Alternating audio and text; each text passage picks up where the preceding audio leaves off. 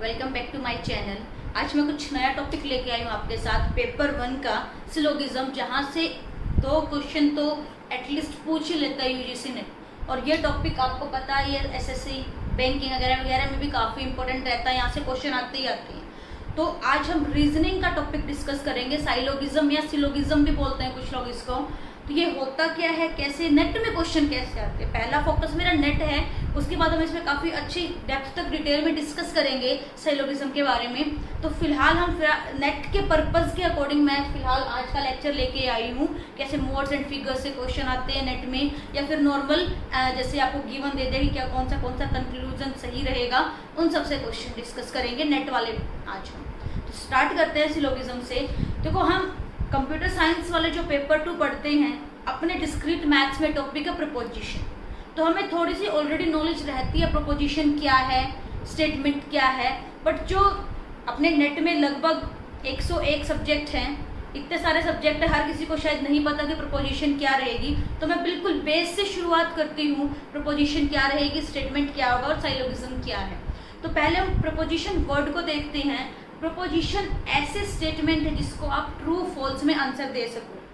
जैसे कि मैंने आपसे पूछ लिया कि टुडे इज संडे, मैंने ये बोला टुडे इज संडे। आप लोग ये एनालाइज कर पाओगे कि भाई आज संडे नहीं है, मैं गलत बोल रही हूँ। आप एकदम से आंसर दोगे कि आप गलत बोल रहे हो, फॉल्स है ये स्टेटमेंट। बट मैं बोल दूँ how are you, you must study, तो इनका आंसर आप ट्रू फॉल्स में नहीं दे सकते, ये आपकी प्रपोजिशंस नहीं है। तो यहाँ अपने पास कुछ ऐसी स्टेटमेंट्स गिवन होंगी जिसको आप ट्रू फॉल्स में बोल सको। जैसे नॉर्मल से एग्जांपल है, all cycles are cars, all mans are mortal. ऐसे ऐसे स्टेटमेंट आपको मिलेगी। All cats are dog. अब अपना दिमाग नहीं लगाना कि सारे के सारे डॉग्स है जो कैट्स, कैसे बोल रहे हो आप, नहीं। प्रेमिसेस जो वर्ड है, यहाँ मैंने लिखा है प्रेमिसेस। तो आपको कुछ प्रेमिसेस गिवन होंगी, P1 P2।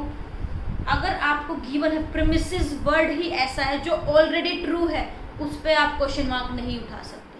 Premises are always true, ये बात आपको पहले से ही मान लेनी है। उन ट्रू के बेसिस पे आपको कंक्लूजन फाइंड आउट करना है कि जो कंक्लूजन हमें गिवन है, क्या वो उन प्रेमिसेस के अकॉर्डिंगली ट्रू रहेगा या नहीं रहेगा। तो पहली बात ये ध्यान रखनी है, प्रेमिसेस आर ऑलवेज ट्रू। अब सिलोगिज्म देखते हैं, सिलोगिज्म की डेफिनेशन क्या रहेगी।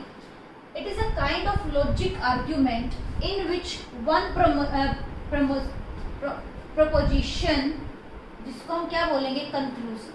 अपने पास एक proposition given रहेगी जिसका नाम हमने दे दिया conclusion, is inferred from 2 or more other propositions, जिनको हमने premises बोला।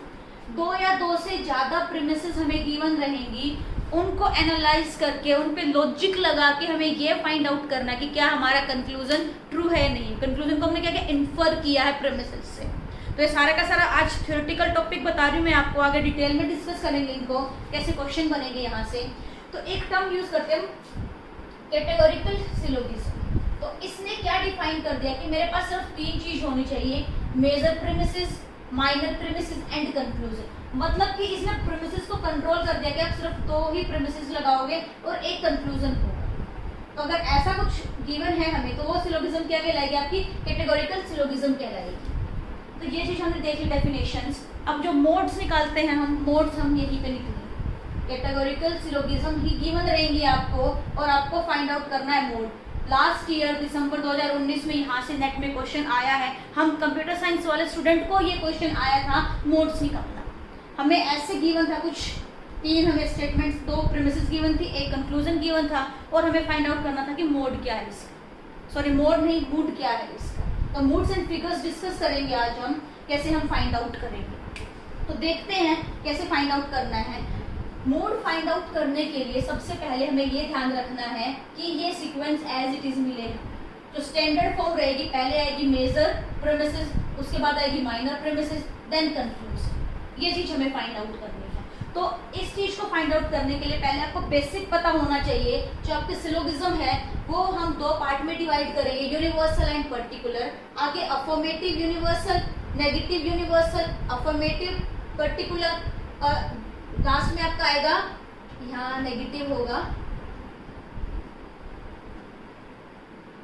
Particular, negative. ये डिफाइन किया, तो जो आपका यूनिवर्सल अफर्मेटिव हम उसको बोलते हैं ऑल। जैसे ये स्टेटमेंट लिखिए, ऑल साइकिल्स आर कार, ये चीज आपकी टाइप ए बोलेंगे हम इसको। नेक्स्ट जो यूनिवर्सल नेगेटिव है वो आपका है नो, नो से शो करेंगे। यहाँ मैं लिख देती कि नो कार्स आर बसेस, तो आपका क्या हो जाएगा, टाइप ई के अंदर इंक्लूड करेंगे हम इसको।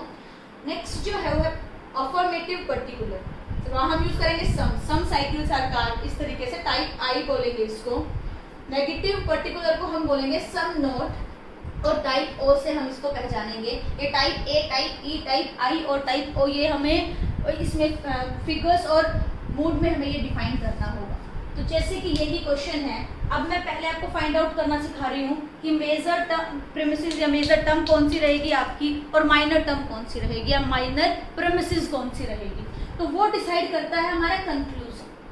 अगर कंक्लूजन में जो ये सब्जेक्ट है वो अगर आपका किसी भी प्रीमिसेस में है, गिवन है, तो वो आपको शो करेगा माइनर। अगर जो यहाँ, इसको हम प्रेडिकेट बोलते हैं, अगर यहाँ पे प्रेडिकेट है आपका, जो कंक्लूजन का प्रेडिकेट है, वो अगर आपके दूसरी स्टेटमेंट में भी प्रेडिकेट है, तो वो आपकी क्या रहेगी, मेजर टर्म रहेगी। तो यहाँ आपको समझ आ रहा होगा कि माइनर कौन सी और मेजर कौन सी है। कभी भी जो मिडल टर्म है आपकी, वो कभी भी आपके कंक्लूजन में दिखाई नहीं देगी। यहाँ कार हमारी क्या थी, मिडल टर्म, कार हमारी मिडल टर्म थी, वो हमें कंक्लूजन में दिखाई नहीं दे रही। कंक्लूजन में हमें क्या क्या मिलेगा, जो कि हमारी इधर से सब्जेक्ट और यहाँ से जो प्रेडिकेट है, वो दोनों हमें दिखाई देंगे। अगर जो इसका सब्जेक्ट है वो यहाँ पे भी सब्जेक्ट है, then it is minor term, और जो यहाँ का प्रेडिकेट है वो कंक्लूजन में भी प्रेडिकेट है, वो रहेगी आपकी मेजर टर्म। तो मुझे यहाँ से पता चला कि जो मेरा P2 है वो क्या है, मेजर प्रीमिसेस है, और ये जो आपकी P1 है ये माइनर है, और कंक्लूजन आपका गिवन है। मान लो मुझे इसी का मूड निकालना है, इसका मूड निकालने के लिए सबसे पहले क्या चाहिए मेरे को, इस तरीके से पहले मेजर टर्म लिखनी है, फिर माइनर टर्म लिखनी है, फिर हमें कंक्लूजन लिखना है। तो मैं यहाँ लिखूंगी all cars are buses, after that all cycles are cars, ये चीज मैंने लिखी। ये मेजर टर्म है, ये आपकी माइनर टर्म है। नेक्स्ट हमारा कंक्लूजन तो आपको पता है, ये गिवन है ऑल साइकिल्स आर बसेस। तो यहाँ तीनों के सामने क्या दे रखा है, ऑल दे रखा है। तो ऑल कौन सा टाइप है आपका, टाइप ए। तो ऑप्शन में यही कुछ था, हमें ए पे टिक लगाना था, ये इसका मोड आ गया। जो गिवन जो हमें सिलोगिज्म थी इसका मोड निकाल दिया। अभी हमने मोड तो निकाल दिया, फिगर्स जो हम निकालेंगे, फिगर्स डिपेंड करता है मिडल टर्म की पोजीशन पे। मिडल टर्म किस पोजीशन पे है, तो उस पोजीशन के हिसाब से आप फिगर 1, फिगर 2, फिगर 3 और फिगर 4 4 पार्ट में डिवाइड कर सकते हो। जैसे मैंने यहाँ बना रखा है, अगर मिडल टर्म इस तरीके से है, देन इट इज फिगर 1। तो आप मुझे बता सकते हो यहाँ कौन सी फिगर है। देखो ये मिडल टर्म है, ये हमें मिडल टर्म गिवन है। मिडल टर्म एक दूसरे के साथ इस तरीके से मैच कर रही है, जैसे यहाँ पे दे रखा है, ये प्रेडिकेट है, ये आपका सब्जेक्ट है, यहाँ मिडल टर्म है आपकी, तो ये वाला मैच कर रहा है इस फिगर से। तो मैं इसको कंप्लीट लिख सकती हूँ इस तरीके से। इसका जो मूड है वो ए है और फिगर 1 है। ऐसे आपको मैच करने हैं आंसर। ऑप्शन में इस तरीके से गिवन रहेंगे। अगर दोनों क्वेश्चन पूछे हैं तो मूड एंड फिगर्स पूछा है तो इस तरीके से विजिबल रहेगा। अकेला मूड पूछा तो आपको ये दिखाई देगा। तो नेक्स्ट जो फिगर 2 है उसमें आपकी इस तरीके से रहेंगी आपकी जो मिडल टर्म है, और जो फिगर 3 है उसमें यूं है, और लास्ट में जो फिगर 4 है वो इस तरीके से दिखाई देगी आपको। इन शॉर्ट ये आप डायग्राम याद रख लेना, ये अगर आपको ध्यान रहेगा, ये शेप अगर ध्यान रहेगी तो आप इजीली फाइंड आउट कर सकते हो कि अगर ऐसे लाइन दिखाई दे रही है वो फिगर 1 है, स्ट्रेट लाइन दिखाई दे रही है वो फिगर 2 है, स्ट्रेट लाइन पहले दिखाई दे रही है फिगर 3 है, और इस तरीके से दिखाई दे रहा है तो आपका फिगर 4 है। तो ये थोड़ा सा आपको माइंड में रहेगा, इस तरह से हमें फिगर्स निकालनी है। होप आपको ये क्लियर है कि मूड और फिगर्स हम कैसे फाइंड आउट करेंगे। बहुत इजी टॉपिक है ये, आप इजीली 2 नंबर स्कोर कर सकते हो नेट में ये चीजें करके सिर्फ। तो बहुत सिंपल सा तरीका है, क्वेश्चंस ट्राई करना इस पे। नेक्स्ट जो हमें ध्यान देना है कि डायरेक्ट हमें स्टेटमेंट्स ऑल सम नोट ऐसे दिखाई नहीं देंगी, तो हमें किस तरीके से प्रोसीड करना है।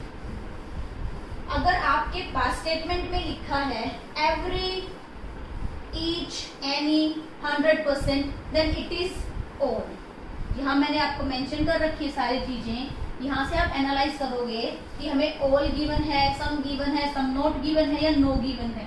यहाँ देखिए आप एवरी, ईच, एनी, 100%, ये आपका ऑल है और मैं इसको बोल सकती हूँ ये आपका टाइप ए है। नेक्स्ट नो, नेवर, नन, ये नो के अंदर जाएंगे जो कि हमारा टाइप ई रहेगा। फ्यू, सर्टेन, मोस्ट, मैनी, कुछ परसेंटेज गिवन है 60%, 70%, 80%, उसको हम किसके अंदर कंसिडर करेंगे, सम। एटलीस्ट जनरली ये आप कहेंगे सम के अंदर, और सम हमारा कौन सा टाइप है, टाइप आई है। नेक्स्ट है नेगेटिव स्टेटमेंट्स। अगर जो इधर वाली मैंने जो लिखी है इनके साथ अगर मैं नेगेटिव स्टेटमेंट लगा दूं तो वो हमें सम नोट देगा, और कुछ अलग से जैसे हार्डली, स्केयरली, सेल्डम, ये वर्ड भी रिलेटेड रहेंगे सम नोट के साथ। और सम नोट हमारा कौन सा टाइप है, टाइप ओ है सम नोट। तो ये चीजें हमें बेसिक ध्यान रखनी है कि अगर डायरेक्ट क्वेश्चन हमें ना दिखाई देगी, आप बोलो कि डायरेक्ट ऑल नहीं है, सम नहीं है, सम नोट नहीं है, तो हम कैसे प्रोसीड करें। तो ये चीज आप माइंड में रखें। वीडियो पसंद आई, कुछ समझ आया तो प्लीज इसको लाइक कीजिए, शेयर कीजिए एंड मेरे चैनल को सब्सक्राइब कीजिए। Thank you so much.